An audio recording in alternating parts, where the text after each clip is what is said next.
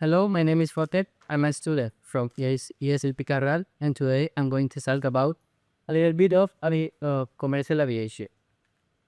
I'm going to talk about the aerodynamics about the plane, such as the air and the airflow. Then I will speak about the structure on the plane and its main parts. Furthermore, I will speak about the instrument that the airplane has, like the altimeter, and finally I will finish speaking about different situations or about how the airplane behaves during the flight while it's flying. I hope you enjoy this presentation. Bueno, los principales objetivos del trabajo mío de investigación han sido explicar los principios aerodinámicos que te permiten volar el avión y que no se caiga al suelo cuando está volando. Luego, analizar la estructura y los principales componentes que tiene un avión, como los materiales y otras partes. Después, describir los sistemas de navegación que permiten al piloto conocer el estado del avión en todo momento. Y por último, examinar cómo se comporta el avión o diferentes situaciones en las que se puede ver envuelto durante un vuelo. Bueno, antes de empezar con la aerodinámica, os voy a contar algunos acontecimientos históricos sobre el arte. Y no tenemos el primer vuelo de los hermanos Wright, quienes eran dos hermanos llamados Oliver y Wilbur Wright, que lo que hicieron por crear este avión llamado el Wright Fighter, y fue el primer vuelo porque voló 120 pies, que son como unas 36 metros, durante una distancia de 12 segundos. Y fue mundial porque fue el primer avión en volar candoteco. Luego tenemos la primera travesía del Atlántico en solitario, que este señor llamado Charles Lindbergh voló él solito desde Nueva York hasta Paz en la noche del 21 de mayo y tardó una media de 13-14 horas en su avioneta llamada el Espíritu San Luis. Luego, por último, tenemos el primer vuelo hipersónico que fue hecho por este señor llamado Chuck Yeager en su avión, la Bell X-1. Y este señor es famoso porque bateó 1127 km por hora volando a una altitud de 45 pies. Bueno, ¿por qué vuelan los aviones? Para introducir así de manera sencilla por qué vuelan los aviones, un avión vuela similar a un helicóptero. Un helicóptero empuja el aire hacia abajo con las hélices y un avión hace lo mismo pero con las alas. Debido a la tercera ley de Newton, cuando el aire se mueve hacia abajo de las alas, esto produce una fuerza que eleva el avión hacia arriba y contrarresta su peso. La clave está en la presión, porque la presión arriba y abajo del ala es diferente. Entonces, esta diferencia de presiones también ayudan a crear una fuerza hacia arriba que contrarresta el peso del avión. Y por último, cuando un avión está despegando, genera una fuerza hacia abajo en la cola, que esta fuerza es la que produce que el morro se eleve. Y gracias a las alas y a la sustentación puede volar. Porque un avión sin alas no podrá volar. A ver, aerodinámica. ¿Qué es la aerodinámica? Básicamente, la aerodinámica es un estudio en el que se estudia cómo se comporta el aire cuando está en movimiento y cómo analizar los objetos que están dentro de ese movimiento del aire. Vale, el aire y sus propiedades. Bueno, el aire es el fluido donde se mueve el avión. La composición del aire en la capa más superficial es la que podemos ver en esta imagen, que al igual que sus características, la densidad, la presión atmosférica, la temperatura y la viscosidad, todo varía, depende de la altura a la que vuela el avión. Por otro lado, tenemos que algunas de sus propiedades, como son la presión, el volumen y la temperatura, vienen determinadas por dicha fórmula, que es la de los gases ideales.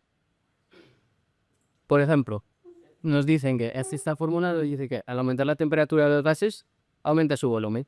Y por la presión pasa por parecido. Cada un aumento de presión reduce el volumen, mientras que cuando se reduce la presión, aumenta el volumen. Ahora vamos a ver sobre el teorema de Bernoulli y la sustentación. El teorema de Bernoulli básicamente me dice que el sumatorio de sus energías es constante a lo largo del vuelo. Bueno, en esta imagen, si nos fijamos, tenemos que la presión arriba del ala es menor y esto produce una mayor velocidad. Y abajo pasa a la inversa, que hay más presión, pero hay menos velocidad. Esta diferencia de presiones crea una fuerza hacia arriba, que es la que conocemos como fuerza de sustentación, es la que contrarresta el peso de la vez. Luego tenemos que la sustentación puede variar, depende de sus características, como la velocidad del aire. Cuanto más velocidad, más sustentación va a haber. El ángulo de ataque, que es básicamente la inclinación que tienen las alas. Cuanto más inclinado, más sustentación va a haber.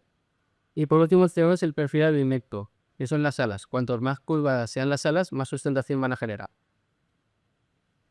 Vale, los torbellinos de punta de ala.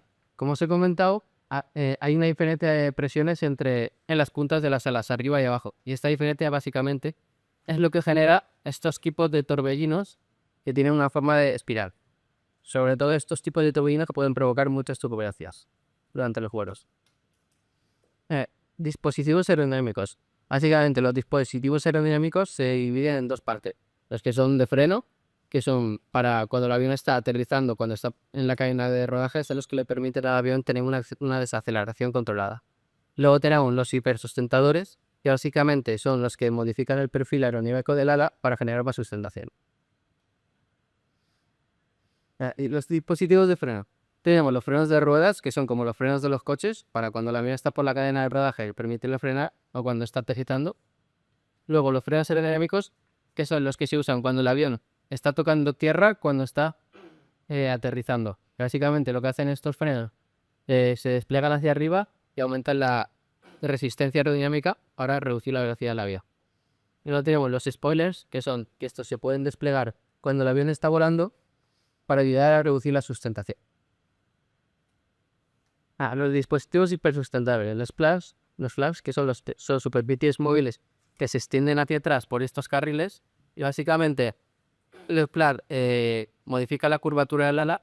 Esto es lo que permite al avión volar a velocidad más baja, pero sin perder la sustentación. Luego tenemos los slats, que son esta parte delantera del avión, que son superficies móviles que se despliegan hacia adelante. Esto permite que el aire fluya muy suave por las alas, así generando más sustentación. A ver, ahora os voy a introducir un poco la estructura de la aeronave. Las estructuras de los aviones básicamente se diseñan para soportar cargas fuertes y unas presiones externas que hay a tanta altitud. Cada parte del avión tiene una función en específico y los tipos de estructuras se han ido mejorando a lo largo del disco. Los tipos de fuselaje. Tenemos el monocasco, que tienen una cubierta exterior como soporte, por eso la cubierta está reforzada. Este tipo de fuselaje es más liviano pero menos resistente y es el que se suele encontrar en las avionetas de competición, porque es menos resistente. O tenemos el semi-monocasco, que es el tipo de fuselaje que utiliza la aviación comercial, porque este diseño equilibra el peso y la rigidez estructural. Esto claro porque sea el diseño que más se utiliza en los aviones.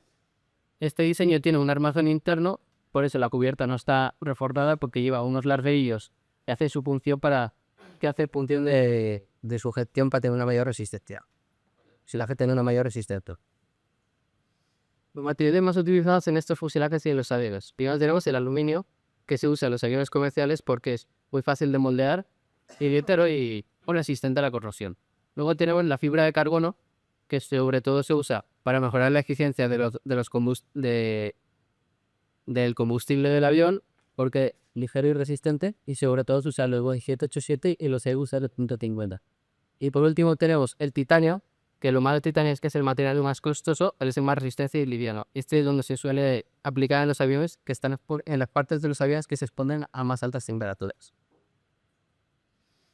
La estructura y su composición. Las estructuras de los alas se dividen en dos partes: la estructura del ala exterior y luego la interior, el ala escos.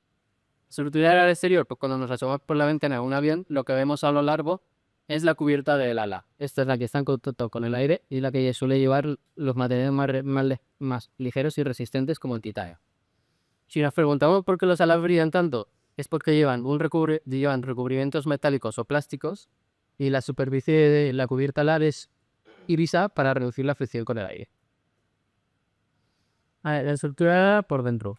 Bueno, primero tenemos los spars, que básicamente son las vigas principales que van de un lado al otro al ala y son las que sujetan el ala con el avión. Luego tenemos las costillas, que son unas placas metálicas de material muy resistente que deben de llevar autoros para dejar pasar el flujo del aire. Y depende de la forma que tenga la costilla, pues va a ser la forma que tenga el ala del avión. Y luego tenemos el alabeo, que es la parte frontal, la parte delantera del avión, bueno, del ala, y es donde el aire impacta primero. Luego tenemos los rieles, que básicamente su única función es contribuir a la rigidez del ala. Y por último tenemos los alerones, que son las partes que permiten al avión realizar virajes, que los virajes son giros. Ahora, en tren de aterrizaje. Y tren de que se divide en varias partes. Primero tenemos el conjunto de ruedas o patines, que son las que están en contacto con el suelo, como las de los coches. Luego tenemos los amortiguadores, que básicamente son, cuando el avión aterriza, los que se comen toda la fuerza, toda la fuerza. Luego tenemos el salto y la suspensión, que básicamente la suspensión es como la de los coches, para que cuando vaya por la para que cuando el avión vaya por la pista de rodaje no dé dando botes. Y por último tenemos el sistema de retracción, que es el que permite guardar las ruedas dentro del fuselaje del avión para reducir la resistencia en el vuelo. Vale, el morro. El morro es una de las partes más importantes del avión porque es donde están todos los componentes electrónicos y sobre todo porque es donde está la cabina de los pilotos. El morro suele tener una forma redondeada para reducir la resistencia aerodinámica. Luego, el morro por dentro, como pongo en la imagen, tiene un radar meteorológico. Este radar permite detectar a otros aviones y también permite detectar condiciones climáticas como turbulencias, nubes y tormentas. Luego tenemos el fly-by-wire. Fly-by-wire, ¿qué es? Básicamente es un sistema de control electrónico que sustituye controles mecánicos e hidráulicos por señales electrónicas. Este sistema reemplaza poleas por sensores, cables por sensores, poleas por ordenadores y mecanismos hidráulicos por señales electrónicas. ¿Y cómo funciona? Pues muy fácil. El piloto le da a un botón en el avión y manda ya la señal electrónica automáticamente. Bien, ahora voy a hablar un poco de los instrumentos de vuelo del avión. Primero, los instrumentos de vuelo del avión son los que le permiten al piloto conocer el estado del avión en todo momento. Sin ellos sería muy difícil volar, porque imaginaos volar en una situación de niebla sin saber a qué altitud estás volando. Usted podría comer una montaña en cuestión de segundos. Luego, tenemos los instrumentos que dividen en dos. Los primarios, que son como los que podemos ver en la imagen, y los secundarios, que son las pantallas que van en los aviones. Estos instrumentos utilizan varios colores para no generar confusión. El anemómetro, ¿para qué sirve? Para determinar la velocidad del avión. ¿Cómo funciona? Pues básicamente calcula las presiones entre el aire estático, que es el que está dentro del avión, y el aire dinámico, que es el que está fuera. La diferencia de estas presiones sirve para calcular la velocidad del avión. Tenemos el altímetro. El altímetro básicamente sirve para determinar la altitud sobre el nivel del mar, pero también se puede ajustar para determinar la altitud sobre un punto que queramos, sobre otro punto de referencia. Este instrumento analiza una altura segura y evita colisiones con otros aviones. Tenemos la brújula magnética. Básicamente sirve para determinar la dirección en la que el piloto está yendo, en la que está yendo el avión. Funciona a detectar como la brújula de casa, funciona detectando el campo magnético de la Tierra. Y sobre todo, este instrumento se usa por su fiabilidad y se usa en situaciones de baja visibilidad. El TCAS. Este sistema ha prevenido miles de colisiones entre aviones, ya que su función principal es prevenir las colisiones entre aviones. ¿Cómo funciona? Pues utiliza un radar de tráfico basado en transpondedores. Los transpondedores, que son instrumentos que van en los aviones que permiten que mandan señales de su ubicación a los que están en la torre aérea y también mandan ubicaciones de su posición a otros aviones cercanos. Se usan en vuelos nocturnos. Situaciones en las primeras aves se pueden tener en cuenta. Tenemos la pérdida, que es muy fácil de explicar. Aquí tenemos el aire entrando en un fluido normal, que el aire está pegado a las alas. Aquí tenemos la pérdida. Básicamente la pérdida es cuando el ala tiene un ángulo enorme de inclinación. Entonces el aire se despega del ala y se divide en dos. Y se pierde toda la sustentación. Y va a recuperar el vuelo. Pues inclina el avión hacia abajo y se intenta correr máxima velocidad. Luego la barrena. Las barrenas son una cosa muy curiosas porque ocurren cuando el avión entra en pérdida simétrica. Pérdida simétrica es cuando un avión gira sobre su mismo eje. Esto se produce porque una ala pierde sustentación y la otra sí le genera sustentación. Entonces el avión empieza a girar hacia abajo, perdiendo altura de manera descontrolada. Y es como se estrellan millones de cazas, con muchos casos. Por último tenemos las luces PAPI, que básicamente son indicadores del ángulo de descenso que se usa al principio de las pistas de aterrizaje y le permite al piloto saber si lleva un buen ángulo de descenso. Para saberlo, pues si lleva dos luces encendidas y dos luces apagadas, es que el piloto lleva un buen ángulo de descenso. Bueno, en conclusión, pues durante esta exposición hemos visto cuáles son los principios aerodinámicos que le hacen que el avión no se caiga. También hemos visto cómo es la estructura interna y externa de un avión y sus materiales principales. Hemos observado los principales instrumentos que le permiten al piloto conocer el estado del avión en todo momento. Y por último hemos visto algunas de las situaciones en las que el avión se puede ver envuelto cuando está volando. Y muchas gracias por su atención. Espero que os haya gustado.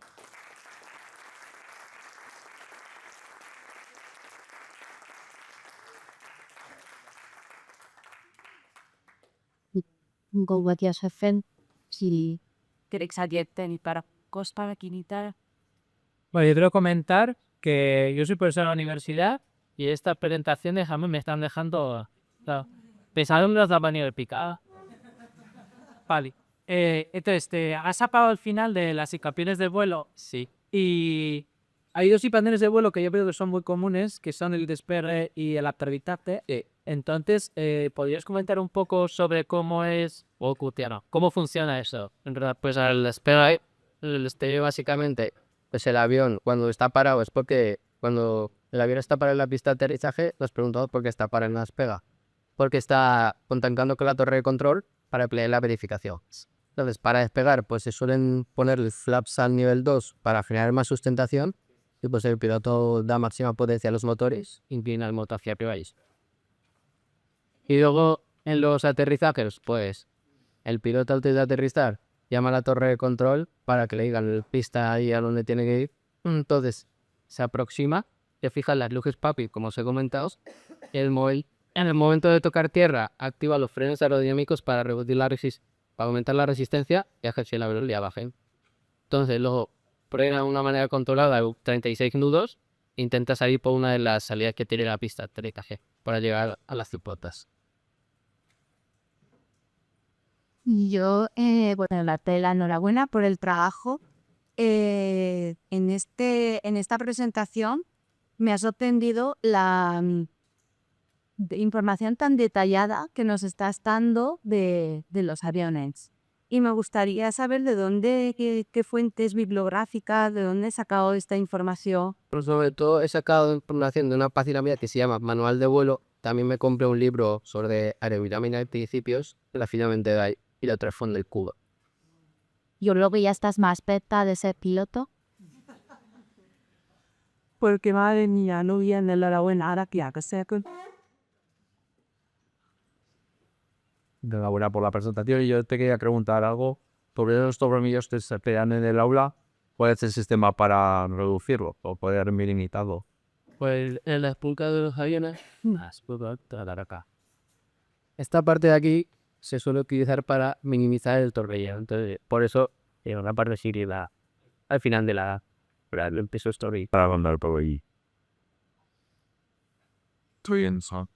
Yo pues elegiste, bueno, que me he quedado maravillada y que he aprendido mucho de aviones. Además es algo que tenía curiosidad y tampoco he investigado, pero he aprendido muchísimo. Lo has explicado muy claro y muy bien.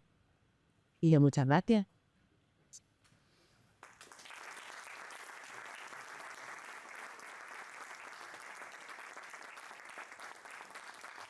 Tengo que quitar también por la presentación. También he aprendido un montón de un tema que no sabe cada mucho.